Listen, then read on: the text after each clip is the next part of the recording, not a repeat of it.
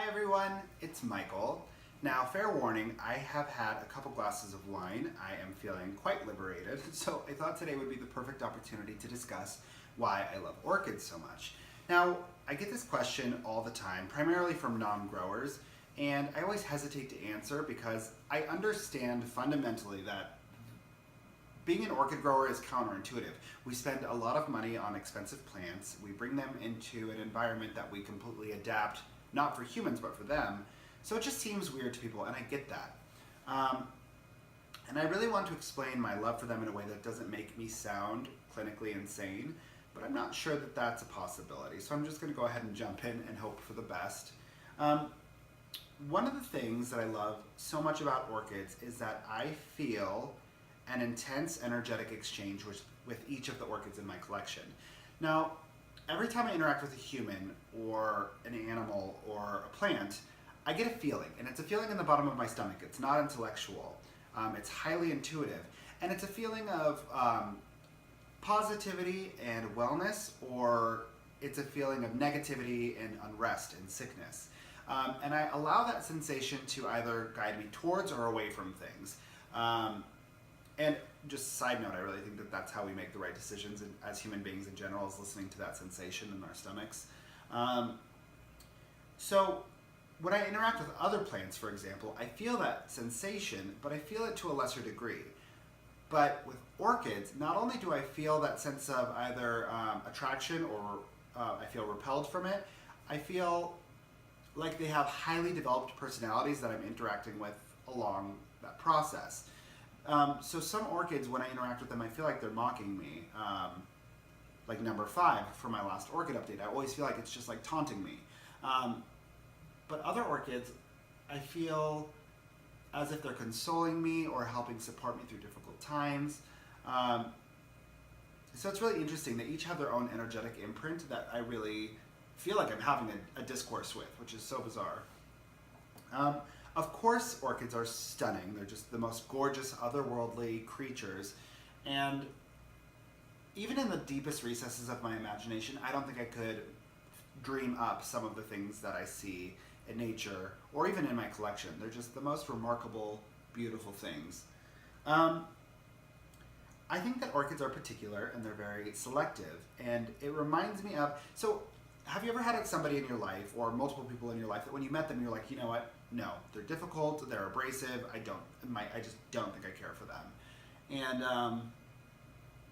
time passes and you discover that they're the most tender-hearted person you've ever met, that the reason they were not immediately super kind to you is because they're highly sensitive, but that they have the best kind of energy to share with you, which is an energy that they don't just give to everybody. So you feel privileged, you feel special to be in their company. That's how I feel with orchids. I feel they are peculiar. They are discerning about what exactly they want and what they will and will not tolerate.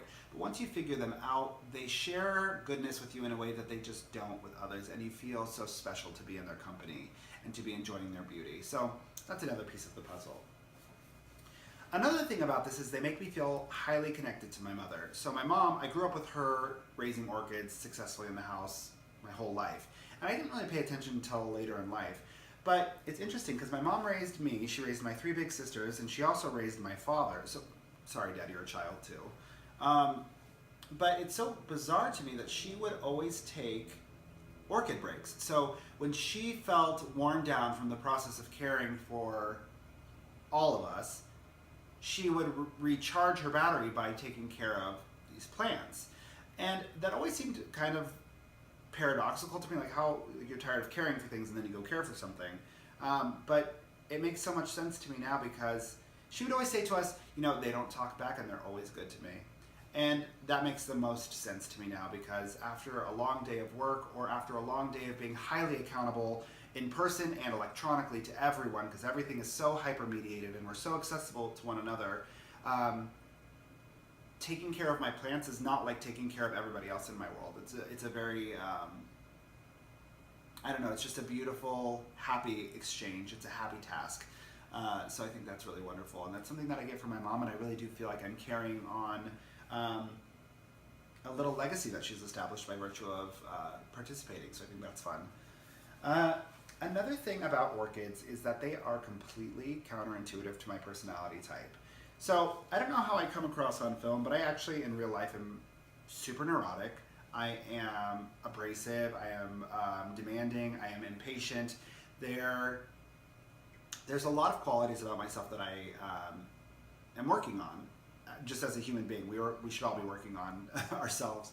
But it's interesting because in a way that is very similar to yoga, orchid care forces me into a different headspace than what is my default. So in yoga, the whole idea is, yes, you're physically exerting yourself, but really what you're doing is you're learning self-control. You're learning how to breathe. You're learning how to set an intention and focus. You're learning how to direct your emotional energy in a constructive way. And I feel the same way about caring for orchids because it's not in my nature to be patient. It's not in my nature to wait. It's not in my nature to tread lightly and carefully so as to not disrupt the flow of things. But I have to do that to be a successful orchid grower. So it forces me into a headspace in which I am more gentle. And I think that's really, really wonderful. The other thing is that taking care of orchids make me take better care of myself. So I always laugh about this when I think about it, but we are so careful with our orchids because God help us if anything were to happen to them. It's taken so long, we would just go nuts if anything happened to our orchids. So we cocktail these nutrient solutions that are so specifically tailored to them. We monitor our water quality carefully to ensure that they're getting precisely the nutrition that they need. We are diligently monitoring how much light they receive because we don't want them to get burned or marred in any way. And the funny thing is when I'm done taking care of my orchids, I'm just kind of like, well, I should probably take care of myself. Because as you care for your orchids, there's a very immediate cause and effect that unfolds before your eyes. You have your input into a biological system, and you see tangibly what the outcome of that input is. And then you realize that you're made out of organic matter just like this plant, and you can do the same thing for yourself. It's like, okay, well, maybe I should give myself some water. Maybe I should, instead of having a bottle of wine and sitting on the couch, I should get up and take a walk. Maybe I should protect myself from the sun. It makes me more aware of how I care for myself by virtue of how I'm caring for my orchids. So I think that's really interesting. The other thing is that, and you may think that this is a reach, and that's okay, but I really do think that orchids model human themes. And by that I mean, let's say you have an orchid that needs to be repotted because it's in organic medium and it's starting to decompose, and you don't want to do it because the orchid may look really pretty. Let's say it has a bloom on it and you just really don't want to disrupt the bloom. You don't want it to drop because it looks so pretty, but you know that it's rotting on the inside and it's going to die if you don't. I think humanity follows a very similar template. Now, it's not as extreme as I'll just drop dead if I don't change, but in some cases, maybe actually. But what I'm saying is, we know fundamentally that making change is going to set us back as human beings. And we resist it for that reason, because maybe we're maintaining appearances, maybe we are scared of the implications of what it means to move forward in our lives. But our emotional development, if it's allowed to be stagnant, we die a little inside. And I really think that challenging yourself to grow and to embrace change, because that is the only constant in our worlds, will really help you lead a happier life.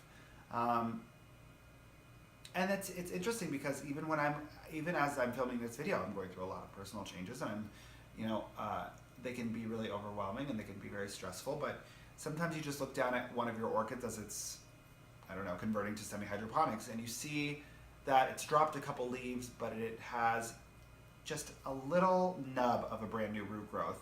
And you see that root and your heart just soars because you think it's all going to be okay. I'm going to be okay. And I think, maybe that's just me, but I really do feel comfort, and I feel peace, and I feel a sense of familiarity of the cycle of life. I'm not making a Lion King reference, I said cycle of life. I feel better equipped to handle what it means to be a human being in this world by virtue of interacting and caring for these beautiful, beautiful beings. So those are my thoughts. If you think I'm crazy, I'm sorry. No, I'm not. I'm not sorry. I mean everything that I said and deal with it. And if you don't like it, go ahead and navigate away from the video.